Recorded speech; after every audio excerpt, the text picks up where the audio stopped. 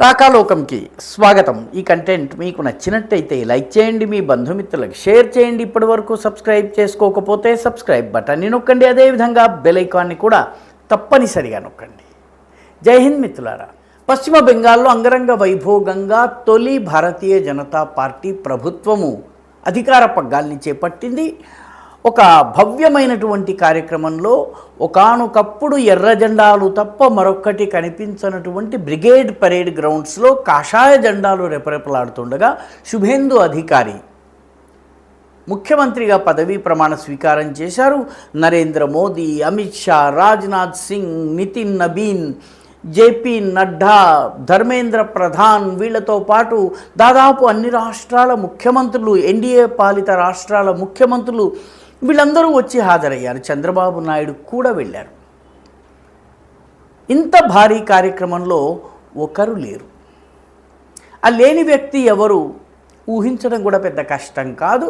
15 సంవత్సరాలు రాష్ట్రాన్ని పరిపాలించినటువంటి మమతా బందోపాధ్యాయ, మమతా బెనర్జీ ఈ కార్యక్రమంలో లేరు. మమతా బెనర్జీ ఈ కార్యక్రమానికి హాజరు కాలేదు. ఆమెకి ఇన్విటేషన్ పంపడం జరిగింది. ఆమె మంత్రులకు ఆహ్వాన పత్రాలను అందజేయటం జరిగింది. కానీ వాళ్ళు ఎవ్వరూ రాలేదు. ఆమె రాలేదు, ఆమెతో పాటు మంత్రులు కూడా రాలేదు.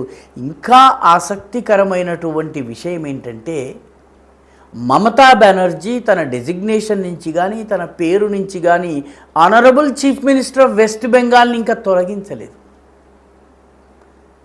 కొత్త ముఖ్యమంత్రి పదవీ ప్రమాణ స్వీకారం జరుగుతోంది. ఆమె అసెంబ్లీ యొక్క కాలపరిమితి ముగిసిపోయింది. చట్టసభని డిస్మిస్ చేస్తూ governor article 174 clause 2 sub clause B ప్రకారము రద్దు చేసేశారు.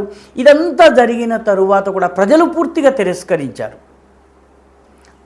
ప్రజలు తృణమూల్ కాంగ్రెస్ని తిరస్కరించిన తరువాత కూడా మమతా బెనర్జీ తన పేరు ముందు honourable chief minister of west Bengal అని పెట్టుకోవడము నిజంగా విడ్డూరం. ఆమె మానసిక స్థితి విషయంలో సందేహాలు వచ్చేలాగా ఉంది.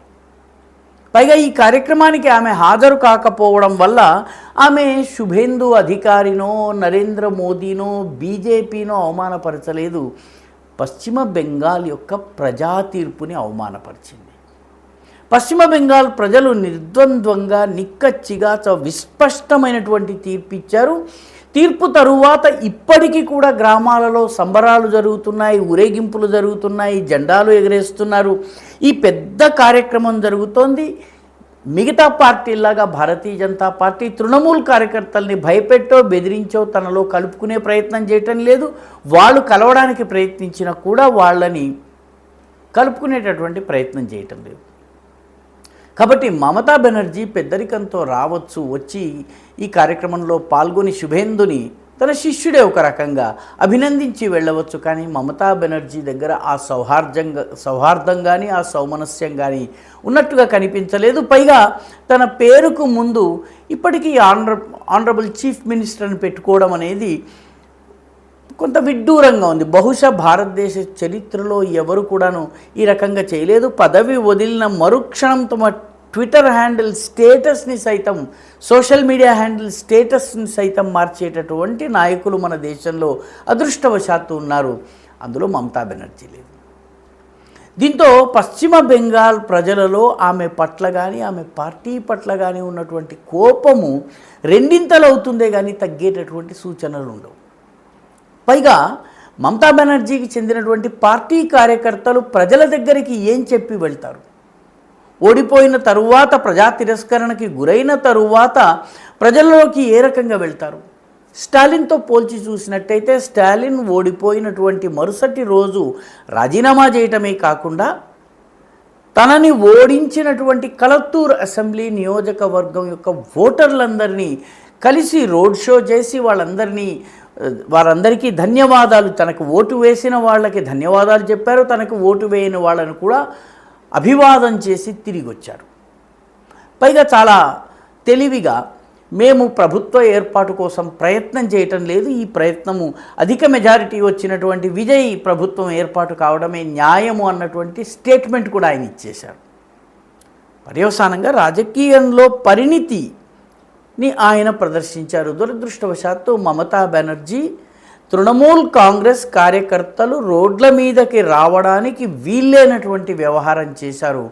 శుభేందు అధికారి ప్రభుత్వము కనుక చెప్పినటువంటి వాగ్దానాల్ని అమలు చేసి దేశ భద్రత, దేశ రక్షణ, సరిహద్దుల్లో ఉన్నటువంటి హిందువుల రక్షణ, అదేవిధంగా బెంగాల్లో ఉన్నటువంటి మతోన్మాద శక్తులను అరికట్టడం వంటి పనులను చేసినట్లయితే మమతా బెనర్జీకి రోడ్డు మీదకి కూడా వచ్చే పరిస్థితి ఉండదు.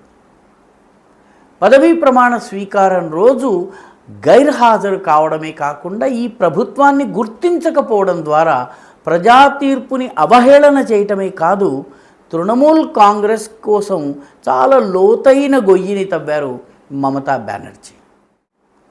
ఈ వీడియో మీకు నచ్చినట్టయితే లైక్ చేయండి, షేర్ చేయండి, ఈ ఛానల్కు సబ్స్క్రైబ్ చేయండి. మీ అభిప్రాయాన్ని కమెంట్ల రూపంలో తప్పనిసరిగా పంపించండి.